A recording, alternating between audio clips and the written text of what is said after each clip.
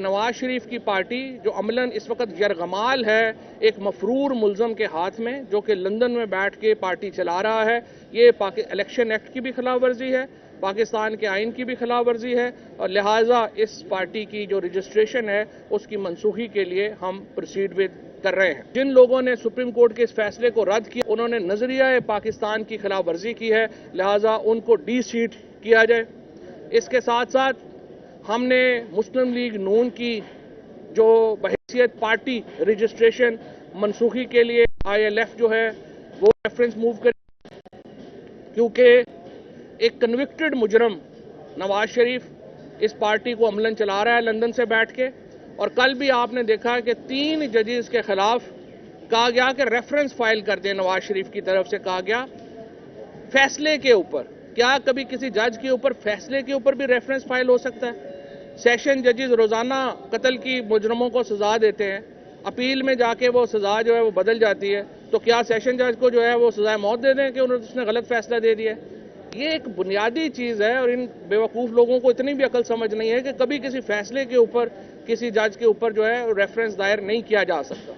لہٰذا نواز شریف کی پارٹی جو عملاً اس وقت یرغمال ہے ایک مفرور ملزم کے ہاتھ میں، جو کہ لندن میں بیٹھ کے پارٹی چلا رہا ہے، یہ الیکشن ایکٹ کی بھی خلاف ورزی ہے، پاکستان کے آئین کی بھی خلاف ورزی ہے، اور لہٰذا اس پارٹی کی جو رجسٹریشن ہے اس کی منسوخی کے لیے ہم پروسیڈ کر رہے ہیں۔ تیسری بات یہ ہے کہ سپریم کورٹ نے جو اپنے حکم میں ٹائم لائنز دی ہیں، ان ٹائم لائنز کو ایڈہیئر کیا جائے گا، ان ٹائم لائنز کے مطابق کام کیا جائے گا۔ اگر اس ٹائم لائن سے ادھر ادھر ہوں گے، کنٹیمپٹ آف کورٹ میں آرٹیکل 204 میں ویسے بھی ڈسکوالیفیکیشن جو ہے وہ ہونی ہے، اور اس کے ساتھ سزا بھی ہو سکتی ہے۔ 3 سال تک یہ جو کابینہ وزیر اعظم اور کابینہ کے لوگ ہیں یہ جیل بھی جا سکتے ہیں۔ یہ بتا دوں کہ یوسف رضا گیلانی کو تو صرف ٹل دا رائزنگ آف کورٹ سزا ہوئی تھی، لیکن اگر سپریم کورٹ چاہے تو شہباز شریف اور ان کی کابینہ کے وہ لوگ جو اس اجلاس میں شریک تھے، جن کا اعلامیہ آیا کہ آرٹیکل یہ 60 ہم نہیں اس کو مانتے سپریم کورٹ کی ججمنٹ کو، وہ 3 سال کے لیے جیل بھی جا سکتے ہیں، اور ہم ان کی ڈسکوالیفیکیشن موو کریں گے۔ لیکن اگر ان کی ڈیٹس پہ کمپلائی ود نہیں کرتے تو پھر ہم سپریم کورٹ سے درخواست کریں گے کہ ان کو صرف کافی نہیں ہے ان کو ڈسکوالیفائی کرنا، ان کو جیل میں بھی بھیجا جانا چاہیے۔ آج یہاں پہ ہائی کورٹ میں جو JIT ہے اس کے اوپر معاملہ آیا ہے، اور JIT میں ہم نے اس کو چیلنج کیا ہے۔ ہم نے کہا ہے کہ جی دیکھیے، یہ محسن نقوی، یہ عثمان انور IG پنجاب اور CCPO لاہور صدیق کا میانہ، یہ ذل شاہ کے قتل میں ہمارے مرکزی ملزم ہیں، اور انہی کے پاس ہم پیش ہو جائیں تفتیش کے لیے تو اس سے بڑی زیادتی کیا ہوگی؟ اور اس کے ساتھ ساتھ یہ جو JIT ہے اس کو کیبنٹ نے منظوری بھی نہیں دی ہوئی، لہٰذا سیکشن 19 جو ہے اس کا ہمارا اینٹی ٹیررزم ایکٹ کا وہ واضح ہے، JIT کانسٹیٹیوٹ نہیں کی جا سکتی، بنائی نہیں جا سکتی۔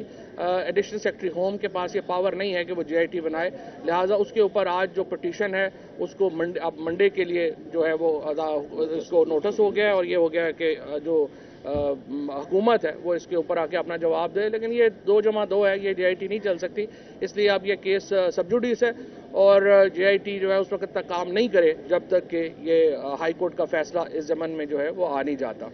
اور دوسری بات یہ ہے کہ عمران خان کے اوپر جو مقدمے ہیں وہ ہم نے ہائی کورٹ کو کہا ایک دن میں، یہ دیکھیے جو ٹیررزم کیسز ہیں جس طریقے سے اس حکومت نے بنائے ہیں، ایسے تو لوگ ریوڑیاں نہیں بانٹتے جس طرح انہوں نے اینٹی ٹیررزم کیسز بنائے۔ عمران خان کے اوپر ایک دن میں 15 ٹیررزم کے کیسز ہیں۔ میں اسلام آباد میں بیٹھا ہوں، لاہور میں میرے اوپر ٹیررزم کیس ہو گیا ہے۔ اتنے بے حیا، کم ظرف اور گھٹیا لوگ میں نے حکومت میں کبھی اس سے پہلے دیکھے ہی نہیں ہے جتنے یہ لوگ اپنے چڑھ گئے ہیں۔ بہرحال انشاءاللہ ان کا اختتام نزدیک ہے۔ الیکشن کا نام لیں تو یہ ایسے بھاگتے ہیں کہ جیسے جو کالا چور چوری کے بعد بھاگتا ہے۔ آپ دیکھیں کہ اگر ان کو ڈرانا ہو نا تو ان کے کمروں میں آواز دے دو جا کے الیکشن آ گئے، یہ کمروں میں اپنے جوتے چھوڑ کے بھاگ جائیں گے۔ اگر پولیٹیکل پارٹیز کیسے ایسے کام کر سکتی ہے؟ میں شہباز شریف صاحب کو کہنا چاہتا ہوں، مریم نواز آپ کے خلاف سازش کر رہی ہے، جس طرح زرداری نے یوسف رضا گیلانی کے خلاف سازش کی تھی، ان کو ڈسکوالیفائی کرایا تھا، اب یہ مریم نواز آپ کو ڈسکوالیفائی کرانا چاہتی ہے تاکہ اس کا راستہ صاف ہو جائے۔ یہ ان کے مشوروں پہ عمل نہ کریں، آپ اپنا دماغ استعمال کریں۔ پاکستان کے آئین میں سپریشن آف پاورز ہیں، کوئی حکومت کے پاس اختیار نہیں ہے کہ وہ عدلیہ کے فیصلے کو کہے میں نہیں مانتی۔ حکومت اگر عدلیہ کے فیصلے پر اعتراض کرتی ہے تو وہ صرف وین میں جا سکتی ہے، نظر ثانی میں جا سکتی ہے۔ آپ اپنا قانونی اختیار استعمال کریں. عرفان قادر صاحب اور مریم نواز جیسے جو جہاندیدہ لوگ ہیں جن کو قانون کی ABC کا نہیں پتا، ان کے مشوروں پہ چلیں گے. آپ نے خود اپنے آپ کو ڈبونا ہے. تو اور جس طریقے سے گیلانی صاحب کو زرداری نے ان کو 5 سال کے لیے ڈسکوالیفائی کیا، آپ نے 5 سال کے لیے ڈسکوالیفائی ہونا ہے، اور پھر جو آپ کے حالات ہیں مجھے نہیں لگتا آپ واپس آ سکے سیاست میں. لہٰذا اس پہ غور کریں. اسی طرح سے جو کیبنٹ ممبرز ہیں ان کو بھی میں کہوں گا کہ بلاول بھٹو کتنے سیانے نکلے ہیں. اس دن وہ کیبنٹ میں نہیں تھے، وہ باہر چلے گئے ہیں. اس طرح سے شہری جو سب سے زیادہ بول رہی ہیں وہ بھی کیبنٹ میں اس دن نہیں تھی، وہ بھی باہر چلی گئی ہیں. آپ لوگ بھی اپنا راستہ تلاش کر لیں. Thank you.